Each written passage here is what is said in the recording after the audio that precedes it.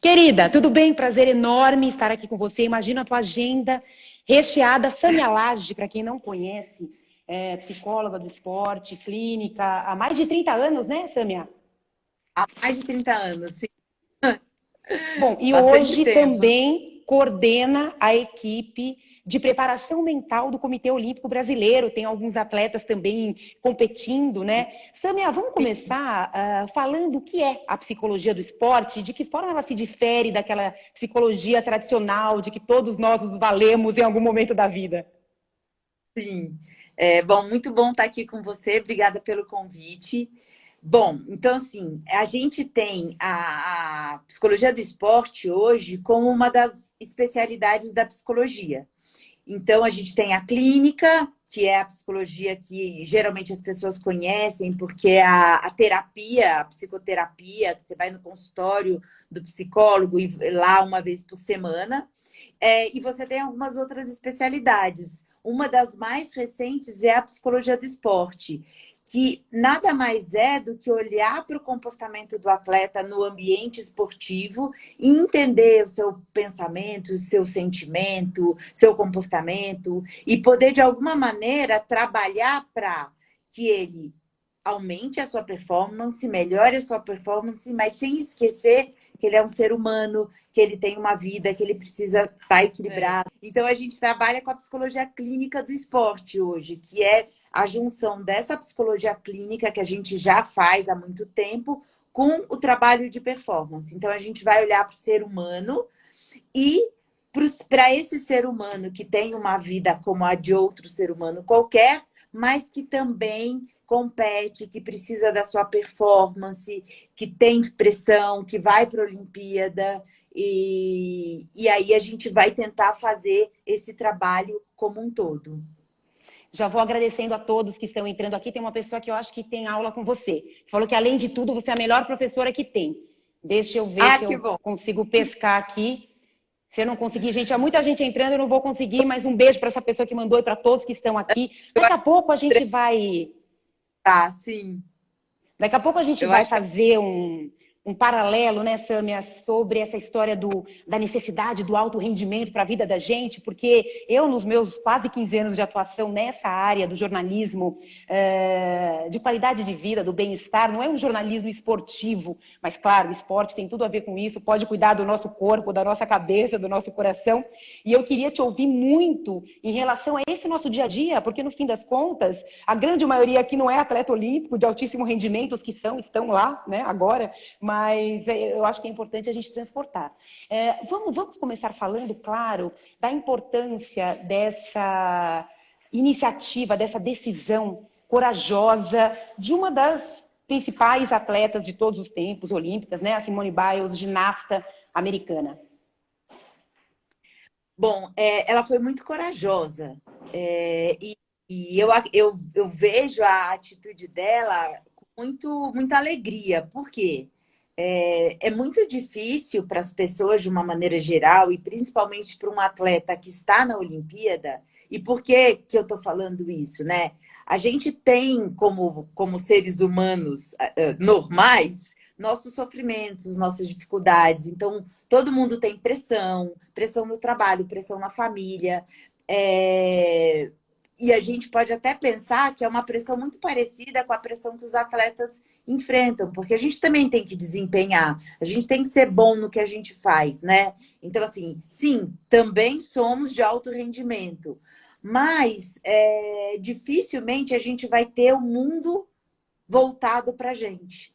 Então, a gente pode ter uma pequena sociedade ali no trabalho, na família, mas os atletas olímpicos, eles têm o mundo inteiro olhando para eles. Então, as pessoas param para ver Olimpíadas, mesmo uma Olimpíada como a nossa de Tóquio, que é uma Olimpíada diferente, no meio de uma pandemia, mas é uma Olimpíada e que as pessoas estão até usando para distrair um pouco a cabeça, né? Para deixar o coração um pouco mais leve. Então, tem essa questão que eu vejo como muito importante, ela poder ter falado para o mundo inteiro, olha, eu estou em sofrimento, para mim não dá mais, eu sofro, eu preciso cuidar da minha saúde mental. Então, isso é muito legal, porque ela assumir isso para ela mesma é um passo importante na melhora dela, na busca pela saúde dela, e também poder mostrar para as pessoas que todo mundo pode ter uma questão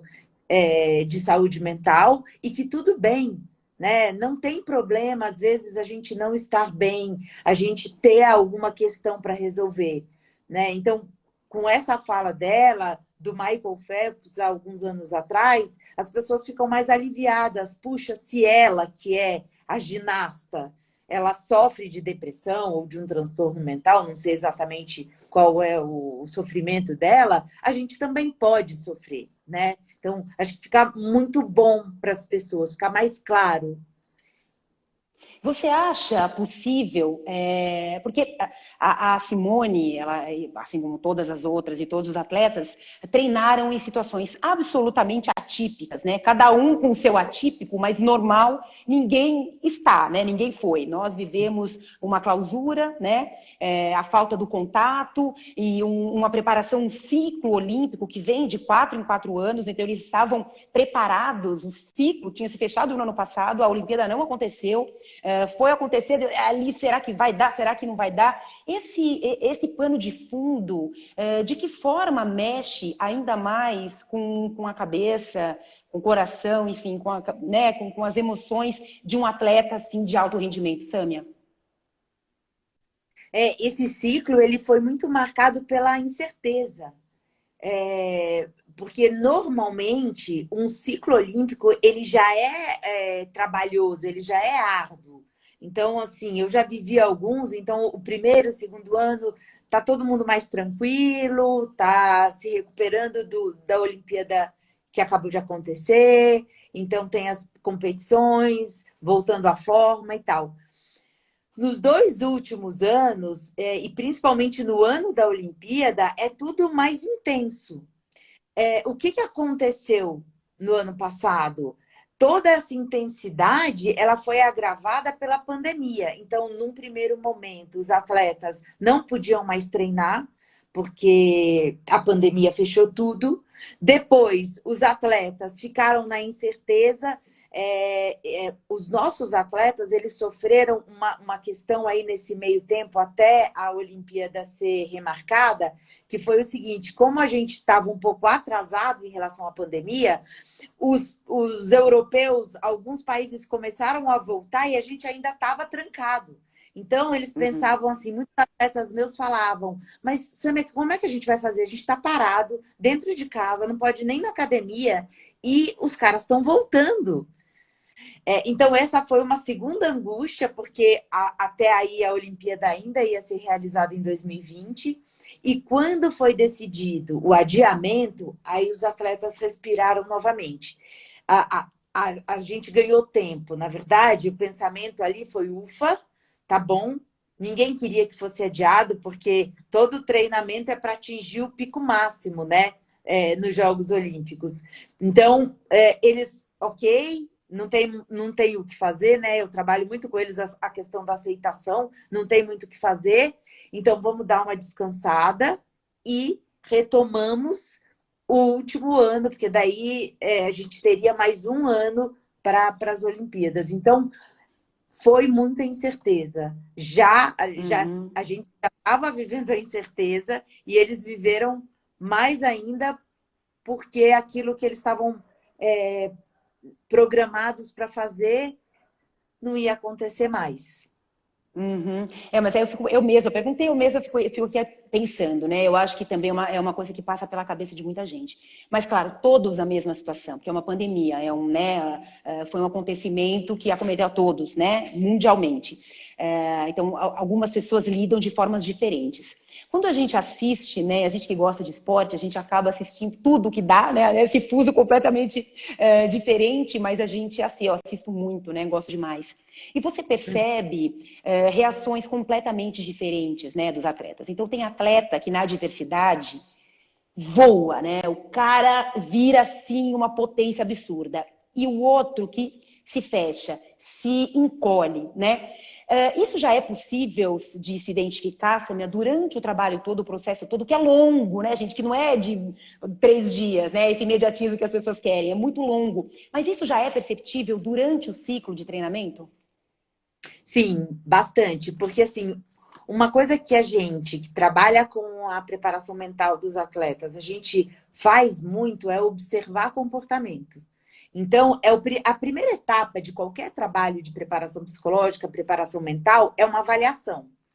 E mais do que teste, que as pessoas acham que a gente ficou aplicando um monte de teste, na verdade, o que é mais importante é a gente escutar o que o atleta tem para falar para a gente e observar o comportamento dele. E quando a gente tem esse tempo de um ciclo olímpico, a gente consegue fazer todas as etapas e acompanhar o atleta em várias situações. Então, eu estou observando ele na competição, num treino importante, num momento de lazer. Esse tipo de acompanhamento, e mais o que você, né, escutou ele falar, quando você fez a entrevista, ou que no dia a dia você conversa com ele, você monta aquele quebra-cabeça do seu atleta. Então, você aprende a conhecer o comportamento dele. Ah, nessa ocasião, provavelmente ele vai se comportar assim e provavelmente ele vai ter essa consequência. E você vai mostrando para ele esse comportamento. Então, é interessante, eu gosto muito, uma das coisas que eu faço é eu filmo o desempenho em um jogo ou uma competição e depois eu analiso junto com o atleta. Olha aqui, o que aconteceu nessa hora? Por que você acha que você fez isso e não aquilo?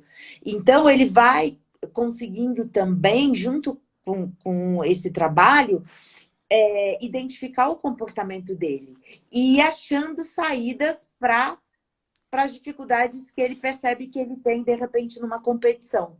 Então, isso sim, a gente consegue perceber, a gente consegue identificar, e aí a gente vai trabalhando com o atleta. Mas cada um vai ter o seu padrão, né? E às vezes ele não vai sair muito daquele padrão dele, né? Então, aquele que fica mais assustado, ele pode até evoluir um pouquinho, mas ele vai continuar assustado e ele tem que aprender a desempenhar mesmo assustado. E aquele que está mais tranquilo, ele vai continuar sendo muito tranquilo e às vezes com uma tranquilidade até que vai tirar a concentração dele. Mas sim, a gente consegue perceber e trabalhar. Isso difere bastante também, né, se a gente comparar o esporte individual e o coletivo. E também aqueles que propiciam para o atleta, durante a competição, uma conversa rápida ali com o seu treinador, né? Porque várias modalidades não permitem essa conversa. Isso ali, num momento específico, poderia fazer toda a diferença, né? Então, durante o treinamento, vocês também ficam completamente fora ali da história, porque vocês não estarão presentes no momento da competição? Sim, é importante. Então, tem modalidades que o treinador tá lá junto com o atleta na competição. Tem modalidades que depende muito da competição. Então, por exemplo, no vôlei de praia, que é uma modalidade que eu trabalho há anos, você tem em campeonatos brasileiros, o treinador ele fica do lado dos atletas e quando eles vão para o tempo técnico, eles conversam. No Mundial, no circuito mundial, não pode. Na Olimpíada também não. Então, quando os treinadores que eu trabalhei no vôlei de praia, eles já, por hábito, quando um tempo antes dessa competição, onde eles sabiam que eles não iam estar lá no banco, eles já ficavam de fora, numa competição nacional mesmo, para treinar os atletas a acharem a saída sem eles. A gente, psicólogo, também, por quê? Porque depende muito da competição, depende muito do atleta, depende muito de você também, da sua disponibilidade. Então, assim, eu comecei a trabalhar com as categorias de base do vôlei feminino. E as meninas tinham sempre campeonato sul-americano e mundial. E naquela época, né, eu comecei em 1996 esse trabalho. O psicólogo não viajava de jeito nenhum. Então ia o técnico, preparador, médico e o psicólogo não ia. Então eu aprendi a trabalhar de um jeito que eu já preparava o atleta, falava tchau no aeroporto e naquela época a gente não conseguia nem falar como a gente está falando agora. Claro. Elas viajavam para fora, a gente não tinha WhatsApp, não tinha essa comunicação de Skype, de Instagram, nada disso. Então, a gente já trabalhava assim. O atleta, você preparava o atleta no Brasil, quando ele viajava, não tinha mais nem contato. Então, eu fui para Pequim, para Londres e para o Rio, mas eu não fui para Tóquio. Então, eu já trabalhei diferente para esse ciclo. Eu já trabalhei. Na verdade, a gente tem que trabalhar um pouco para dar essa autonomia para o atleta, né? Claro. O atleta não tem que depender nem do treinador e muito menos do psicólogo. Mas é claro que Uhum. quando você está lá, pelo menos você pode ali dar uma ajuda pontual. Quando você não está, hoje a gente consegue muito fazer o trabalho online, mas o atleta ele tem que ser autônomo, ele tem que estar preparado. Eu estou aqui pensando no skate, né? O skate é a primeira vez que né, é uma modalidade nova, assim como surf, escalada. É uma surpresa, não surpresa para quem acompanha um pouco, porque os skatistas brasileiros fazem sucesso já há décadas, né, no mundo. Mas a gente presenciou um estilo de competir completamente diferente. Primeiro, aplaudindo adversários, né? Não que a pessoa queira que né, ele caia do corrimão, não é isso. Mas o seu desempenho pode depender também do desempenho, acaba, óbvio, né? Dependendo do desempenho do seu adversário. Mas existe uma camaradagem, uma leveza que a gente não encontra no esporte de altíssimo rendimento, o esporte olímpico. Então, o que o skate vem nos ensinar?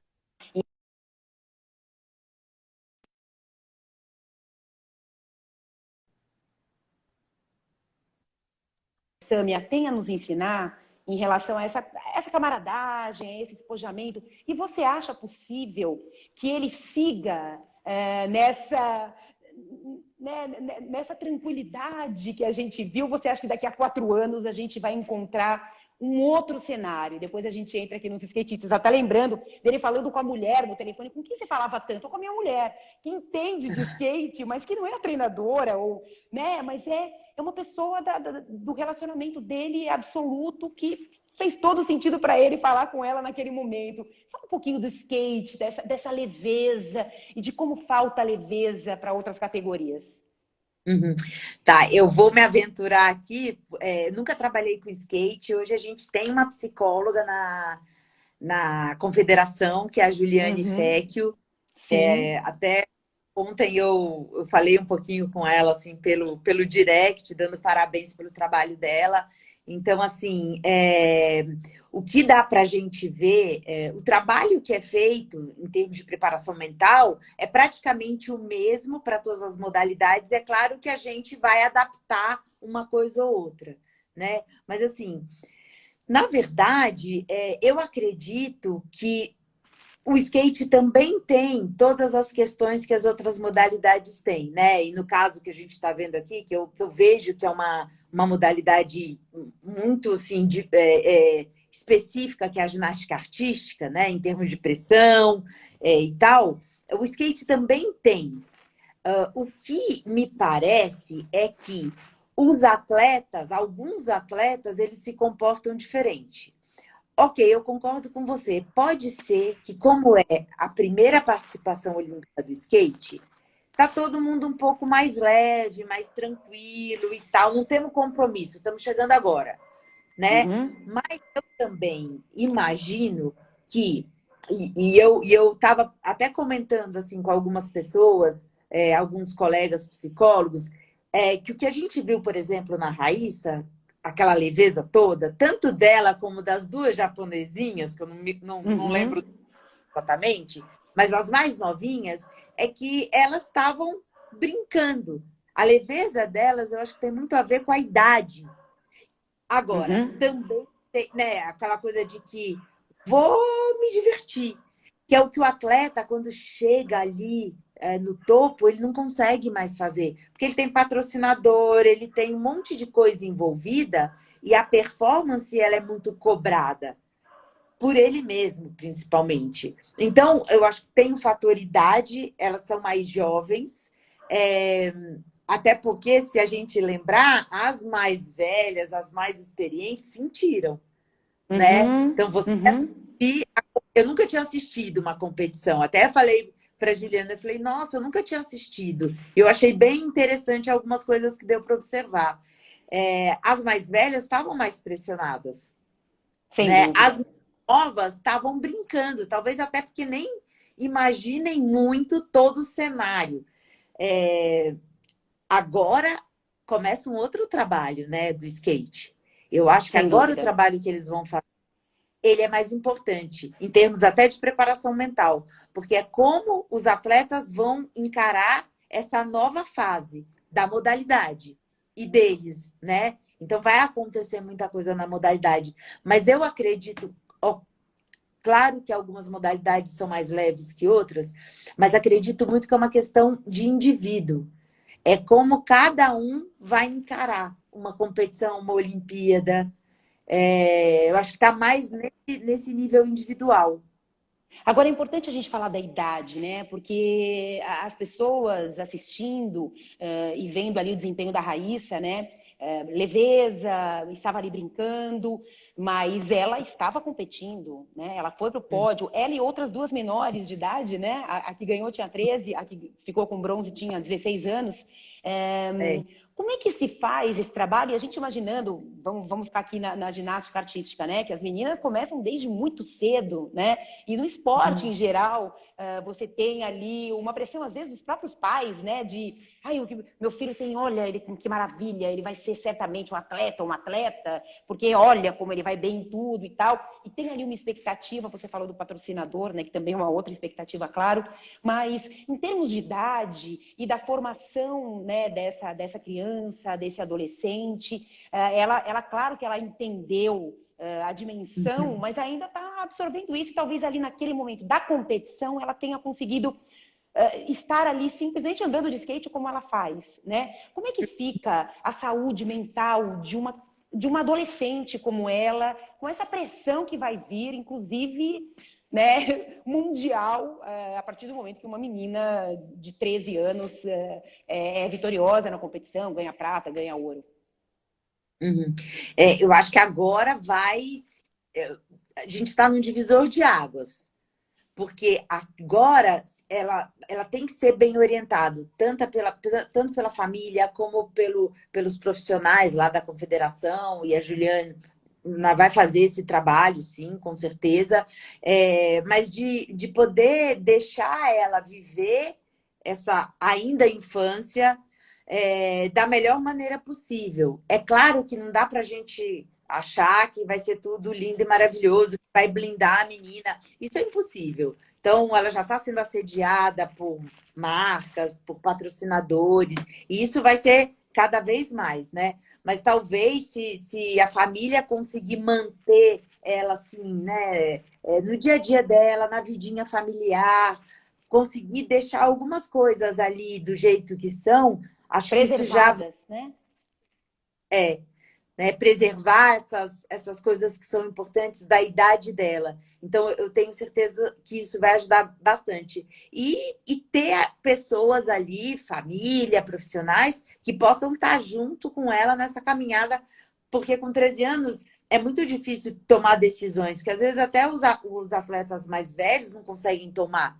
Então, ter alguém ali junto com ela para dar o suporte, para estar junto, para conversar, para orientar. Então, acho que isso vai ser fundamental. Agora, vai com certeza, essa fama toda que ela conquistou vai ter um preço, né? Tomara que seja um preço bom.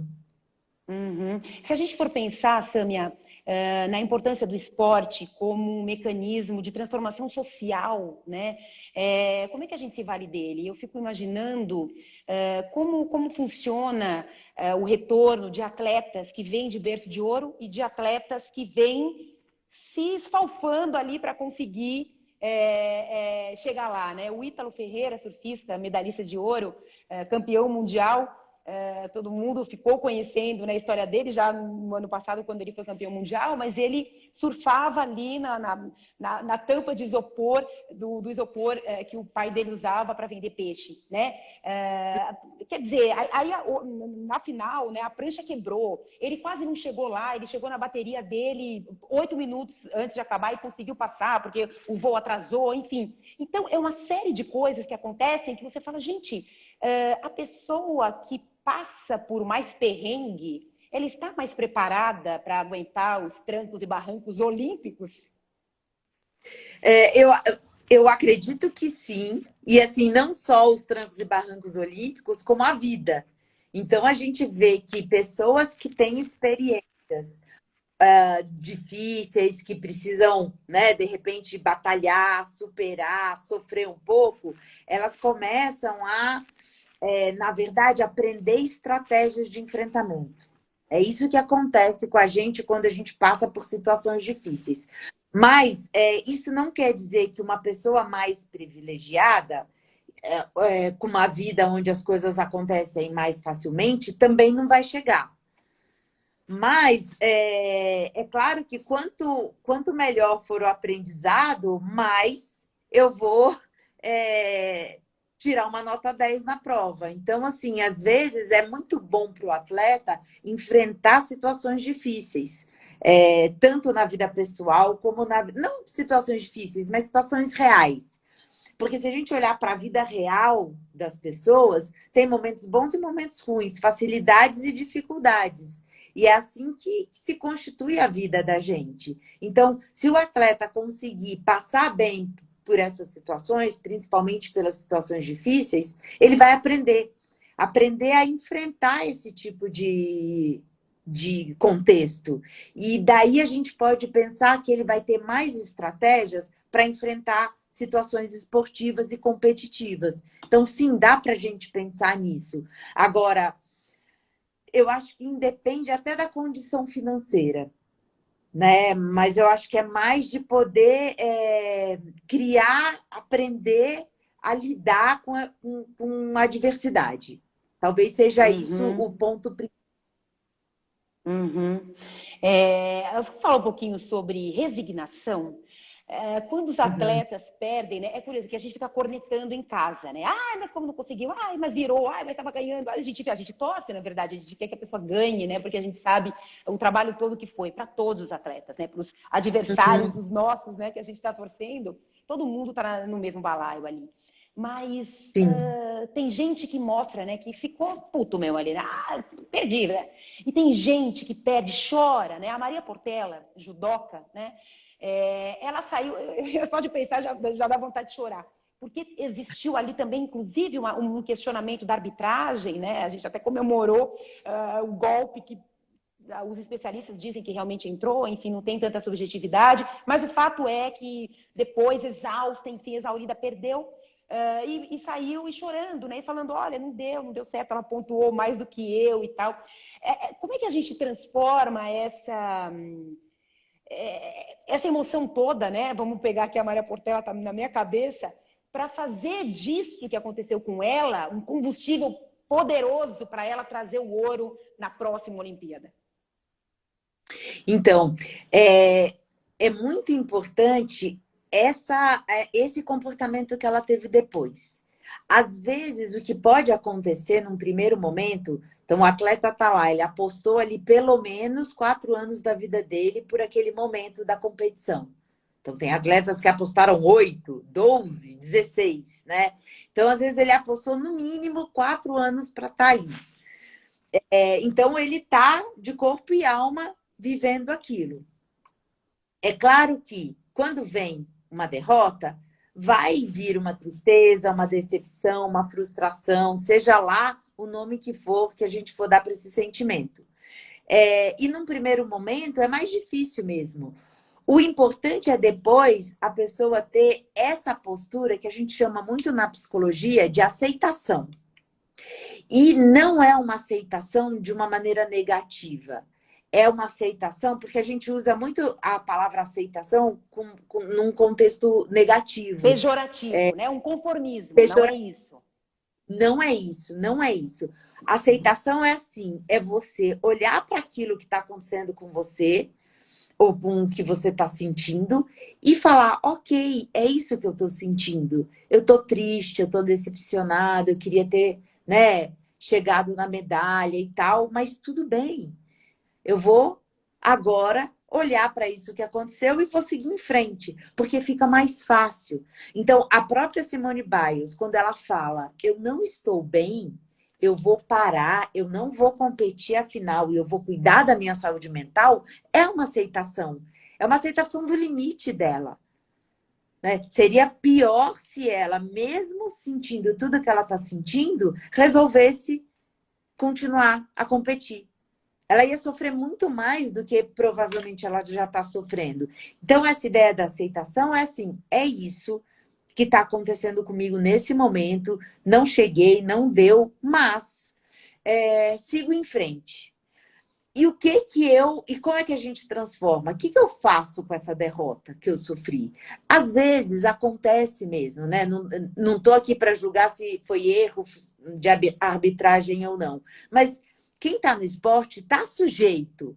A gente viveu na final olímpica de 2012, que eu trabalhava com Alisson e Emanuel, a gente estava na final contra os alemães, 14-11. A gente empatou 14-14. E ali teve uma bola duvidosa que o alemão fechou o tie-break, que até hoje a gente acha que não foi marcada devidamente. Mas ficou todo mundo revoltado e tal, volta o ponto, não volta o ponto, não voltou. A gente ficou com a prata e agora, não sei se você já conseguiu assistir o documentário do Alisson. Não assisti. Não. Não assisti. Vou assistir. E no documentário, acabou de sair, né? Passou algumas partes. E lá no documentário ele fala da prata, que foi uma prata assim, ó, que ficou engasgada, não porque uma prata não seja importante, mas é porque estava todo preparado para o ouro, e o ouro entrou e escapou da nossa mão, né? Mas que ele consegue entender que foi importante essa medalha naquele momento, que ele não estava preparado. E ele seguiu e em 2016 ele foi campeão olímpico. Né? Então, acho que tem essa questão, né, da aceitação de que, bom, é isso que aconteceu, vou olhar o que aconteceu e bola para frente. E posso transformar isso numa garra, numa vontade, né, até numa raiva positiva. A gente falou um pouquinho sobre idade, né? Porque a gente se referiu às meninas que ganharam o skate, são menores de idade, né? E existe também uma cobrança muito grande em relação à idade, porque a cada ano que se passa, a pessoa vai ficando mais velha e ela vai achando, para algumas modalidades, que ela já está ali quase em vias de se aposentar. Isso tem mudado, inclusive, porque a gente tem visto pessoas de mais de 40 anos fazendo ali apresentações numa Olimpíada, né? Que conseguiram um índice olímpico. Na ginástica artística tem, eu não lembro o nome dela, mas acho que ela tem 37 anos, mais de 40, enfim. Essa longevidade, essa falta da longevidade para um atleta, então, deixa eu construir aqui a pergunta. A pessoa se dedica muito, abdica da juventude, da adolescência, não vai a lugar nenhum. A vida dela real é o esporte, é o treino, enfim, né, ficar ali protegidinha para conseguir performar e tal. Ao mesmo tempo, ela vê o tempo passando, ela ali enclausurada, e daqui a 10 anos vai acabar tudo, porque a modalidade dela é muito perversa. Como é que é trabalhado isso com atletas que sim, depois de um certo tempo, Sâmia, vão começando a parar mesmo? Na verdade, é um trabalho que precisa ser feito, ou precisaria ser feito, desde o início da carreira do atleta. Então, o atleta, bom, todos nós, todo mundo vai chegar uma hora que vai ter que se aposentar, né? Sim.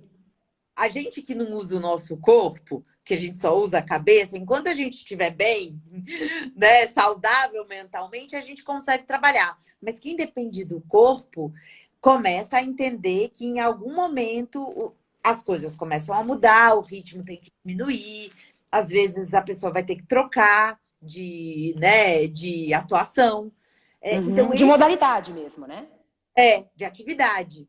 Uhum. Esse é um trabalho que, com os atletas, precisa ser feito desde o começo. Então, desde a categoria de base, você já tem que começar a trabalhar aquele atleta para ele entender que ele vai ter uma vida esportiva limitada, que depende muito da modalidade, como você mesma falou. Tem modalidades que mais velhos, eu tenho um atleta de tiro, o tiro tem atletas mais velhos, né? Hoje, inclusive, na sessão a gente estava falando sobre esse assunto, né? Uhum.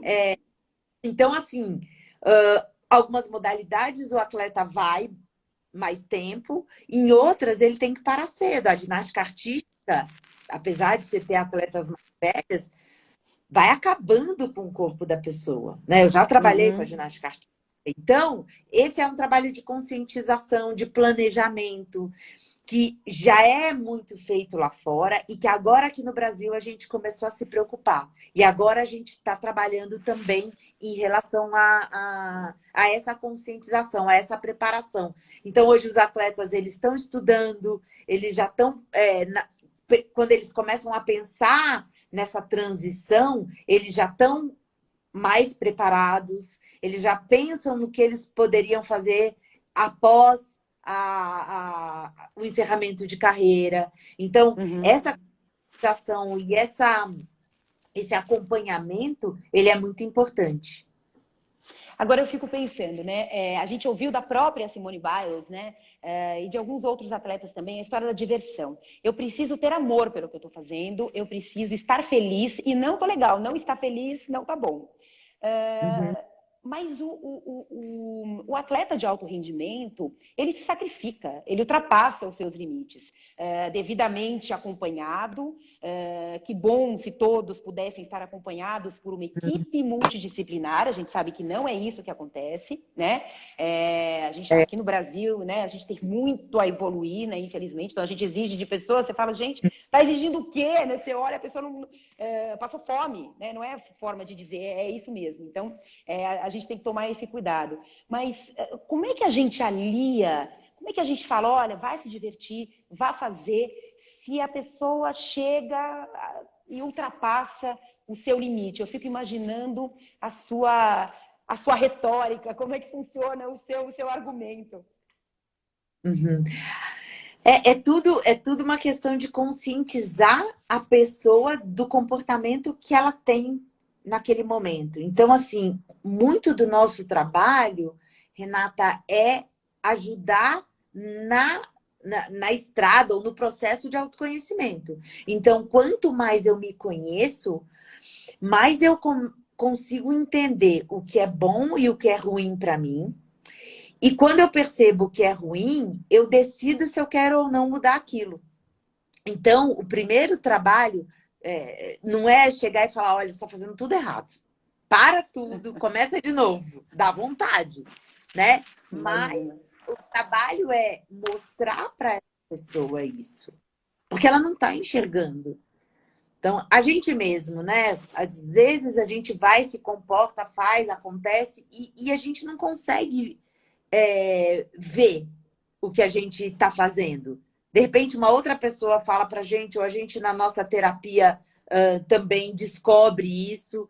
Então, é uma questão de autoconhecimento, da gente ajudar nesse processo de autoconhecimento, para a pessoa, aí sim, quando ela entende isso, ela começa o processo de mudança.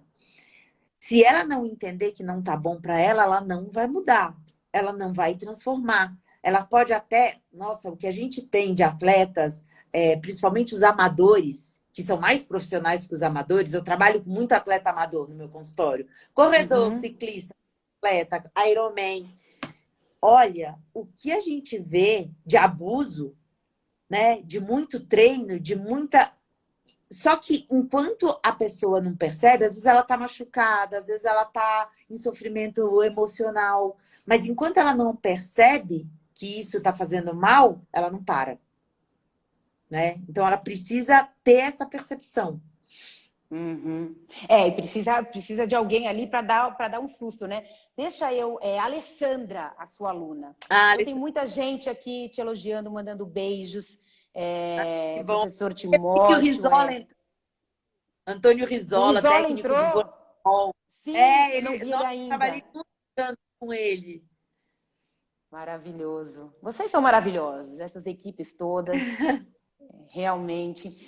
Eu fiz aqui uma colinha para não esquecer de nada, porque é tanta coisa, né?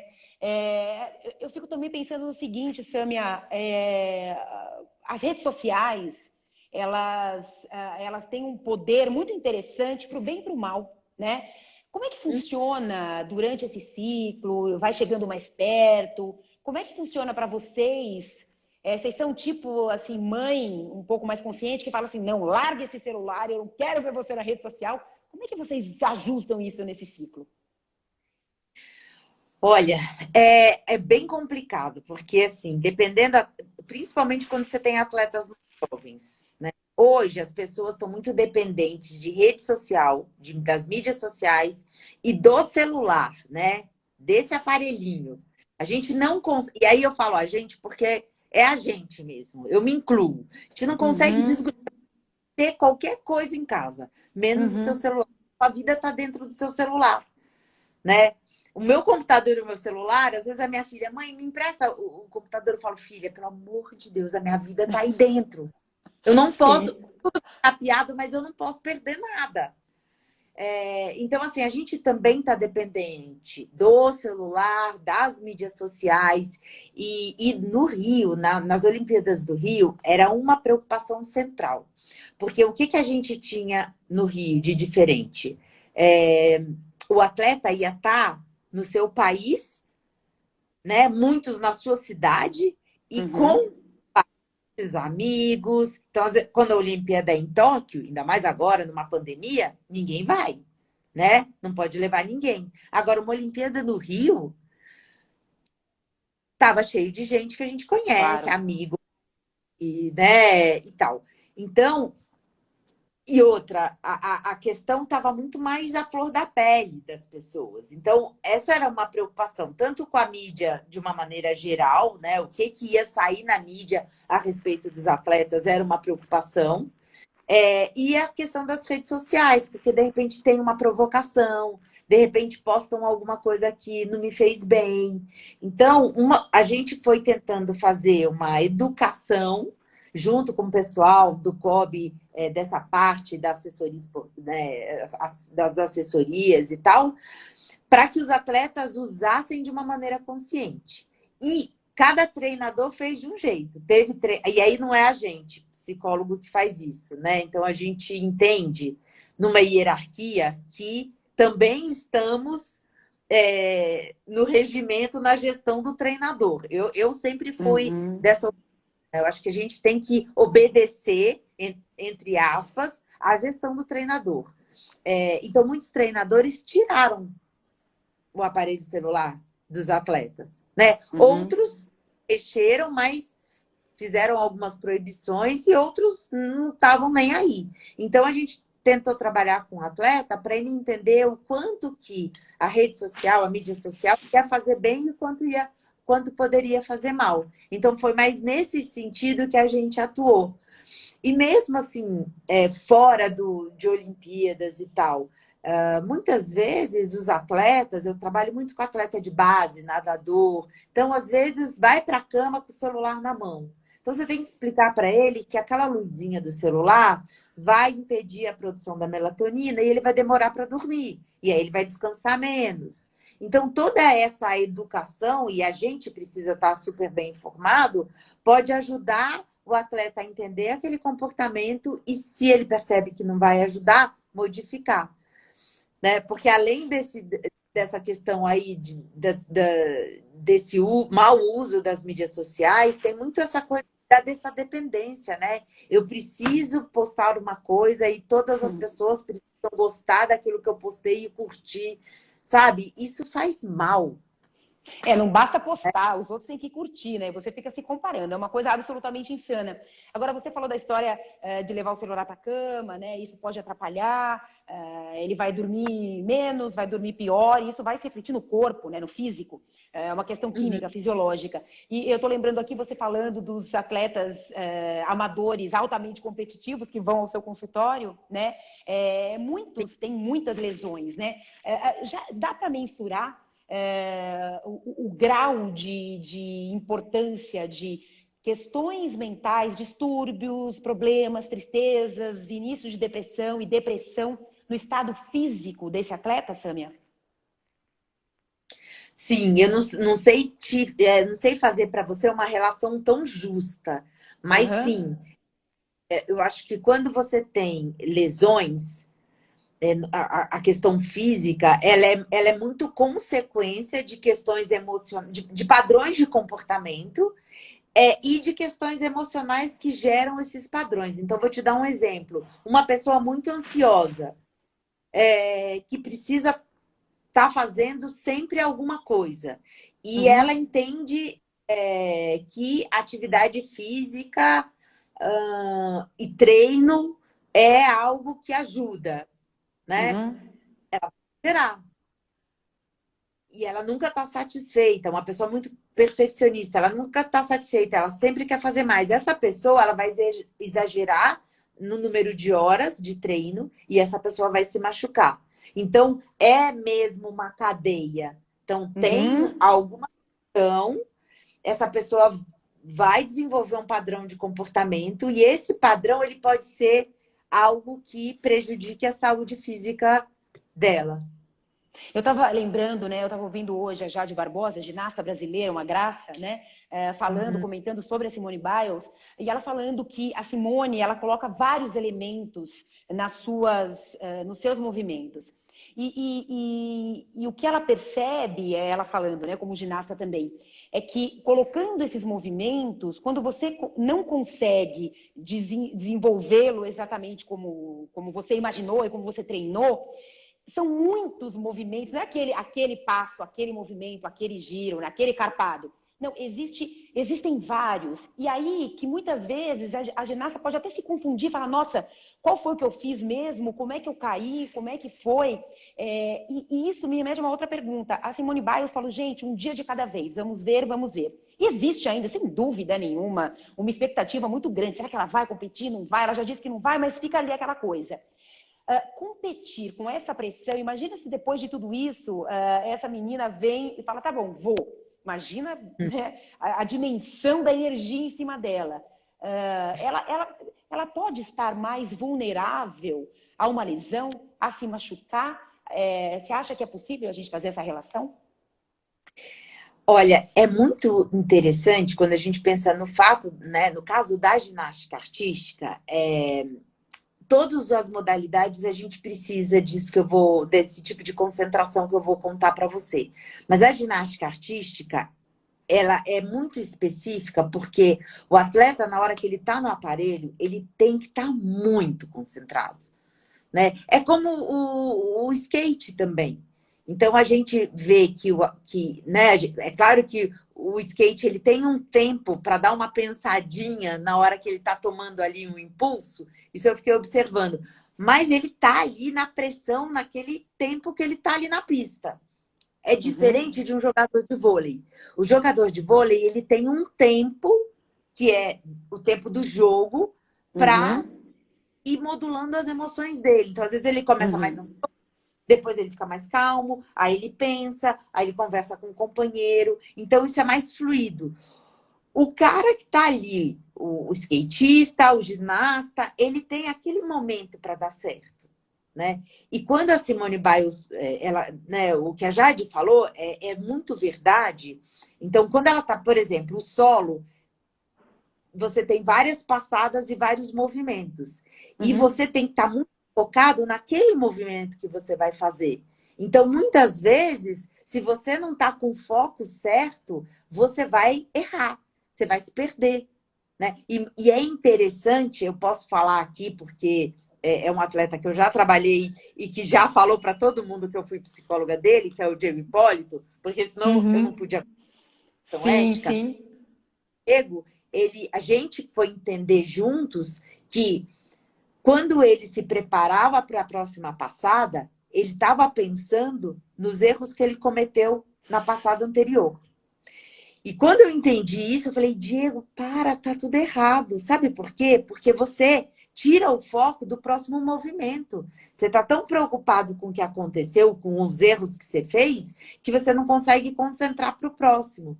Então, se o ginasta não aprender que o que passou, passou, e o foco é no próximo movimento, e no solo eles podem aproveitar aquela. Então, ele faz a passada e ele vai se virar para fazer a outra. Aquele é o momento dele respirar e focar no próximo movimento. Isso é tão simples, mas isso pode ser crucial. Porque se o atleta não tiver com foco naquilo que ele está fazendo naquela hora, ele cai, ele se machuca, ele erra. O jogador de vôlei também. Por que acontecem erros consecutivos no voleibol? Porque o cara errou, em vez dele olhar para a bola e tentar defender a próxima, ele fica pensando por que ele errou anterior. E aí Tenho ele certeza erra. que um monte de gente aqui, não atleta olímpico, se identificou totalmente com isso que você está falando. Sâmia, a gente está caminhando aqui para o final. Duas perguntinhas. Você, Tá. para quem entrou agora, enfim, não conhece a Sâmia, psicóloga do esporte maravilhosa, há mais de 30 anos, é a coordenadora da equipe de preparação mental do COB, né, do Comitê Olímpico Brasileiro. Vocês têm sempre trabalho de meditação com esses atletas? Já colocaram para todos ou varia de atleta para atleta? Então, a gente vem fazer. Eu gosto muito do trabalho de mindfulness, que é um Uhum. tipo de ação, mas é mais simples, que é isso que a gente está falando, né? De você trabalhar para ficar com a atenção plena no momento presente. Então, se eu estou Uhum. só escovo o dente, sem pensar na vida. Se eu estou falando com você, eu não posso falar com você e pensar no paciente que eu vou atender daqui a pouco. Então, eu vejo como mais simples. Eu acho a meditação maravilhosa, mas ela é mais difícil, né? Todo mundo que consegue Trabalhosa. meditar. Uhum. A Aline Wolff, que é minha parceira, amiga, companheira, que a gente se conheceu no COB, e, inclusive ela deve estar para ter neném hoje ou amanhã, Ah, que né? maravilha! Jura? Um beijo para ela. Já tá com barrigão. A gente brinca que toda Olimpíada nasce um filho, porque em 2016 a gente na Vila, ela grávida, barrigão, Uhum. né? E agora ela era para ela, se a Olimpíada fosse no ano passado, teria dado tudo certo, mas como Uhum. a Olimpíada foi adiada, o Matias não conseguiu ser adiado, né? Então ela tá aí Certo. para ter por esses momentos. Uhum. Ela fez o doutorado dela aplicando um protocolo de mindfulness em atletas olímpicos. Então, ela hoje, dentro do Comitê Olímpico, ela vem fazendo esse trabalho. Tanto que as salinhas lá de preparação mental foi ela que idealizou, né? Então, a Uhum. gente tá, a Carlinha de Pierro tá lá, que é minha amiga, foi minha aluna, ela Uhum. postou a salinha de preparação mental, que eles estão fazendo trabalhos de mindfulness, foi idealizada pela Aline, porque ela vem com esse trabalho há muito tempo e ela tem um protocolo que ela aplica nos atletas olímpicos. Então, sim, é um trabalho que a gente vem fazendo bastante no esporte. No consultório também. Uhum. Uhum. Sem dúvida. Ansioso, que não consegue focar, que sofre muito por coisas que passaram, por coisas que vão acontecer, a gente vem trabalhando muito com a estratégia de mindfulness, que é mais simples. E Uhum. também com a meditação para quem quer, para quem gosta e para quem sabe fazer. Certo. Sâmia, para a gente encerrar. Corpo, Tá. cabeça, coração. É o mote, né, do meu canal no YouTube. Estou me aventurando lá, estou aprendendo, estou Que engatinhando ainda, mas linda! todo mundo aqui, por favor, vai lá, se inscreva. Tem muito conteúdo e é a minha praia total. Eu gosto disso, eu vivencio isso, é muito de verdade. E ali fica até arrepiado, fica, né, gostoso de fazer. Corpo, Uhum. cabeça, coração. Para você, uma pessoa que ajuda tanta gente a cuidar dos três elementos essenciais da vida. Bom, corpo e cabeça estão intimamente ligados. Então, hoje a gente não consegue mais fazer essa separação que se fazia antigamente, né? Então, cada vez mais as coisas estão acontecendo no mundo para mostrar que não adianta só a gente ficar focado numa parte do ser humano, né? Então, a gente já foi muito focado no corpo, e só se Ainda é, pensava né, em corpo. Samia? Ainda é, né? Ainda é. Infelizmente, ainda é. Ainda é, ainda é. Então, a gente tem que se cuidar, ser saudável, praticar atividade física. Isso é super importante para o nosso bem-estar, para a nossa autoestima e tal. Autocuidado físico. Cabeça. Não preciso dizer mais nada, né? O mundo está mostrando que a gente tem que trabalhar a nossa cabeça, que a gente tem que cuidar do nosso mental. É super importante.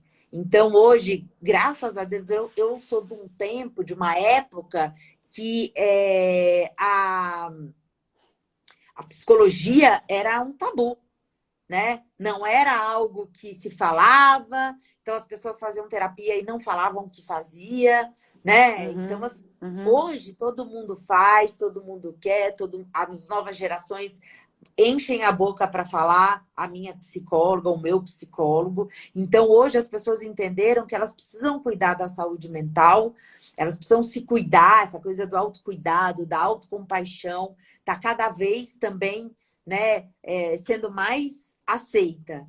E o coração, para mim, arremata tudo. Não dá para a gente fazer nada se a gente não colocar o nosso coração. Né? Então, se eu estou aqui falando com você, eu estou de coração. Se eu estou fazendo uma comida para os meus filhos e para o meu marido, eu estou de coração. Eu acho que isso é o maior presente que a gente pode ter da vida. É fazer tudo colocando o nosso coração. Porque quando a gente faz sem ele, a gente não faz bem feito. Né? Ai, Então, gente, para manda mim, o coração... coraçãozinho aqui, ó. Tem um monte de gente mandando coraçãozinho. Eu adoro quando sobem os corações. Eu queria eu mesma ficar mandando coração para nós mesmos, mas não vai funcionar. Sam, querida, muito obrigada por esse tempo. Uma pessoa tão importante no meio desse contexto todo, enfim, cedendo aí uma hora de todo o seu estudo, de toda a sua dedicação. Eu sou sua fã, não é de hoje, a gente já se conhece há bastante tempo, né? Te agradeço muito. Um beijo enorme, parabéns pelo seu trabalho. Beijo, obrigada. Beijo para todo mundo, gente. Obrigada por participarem. Tchau, tchau. Até mais.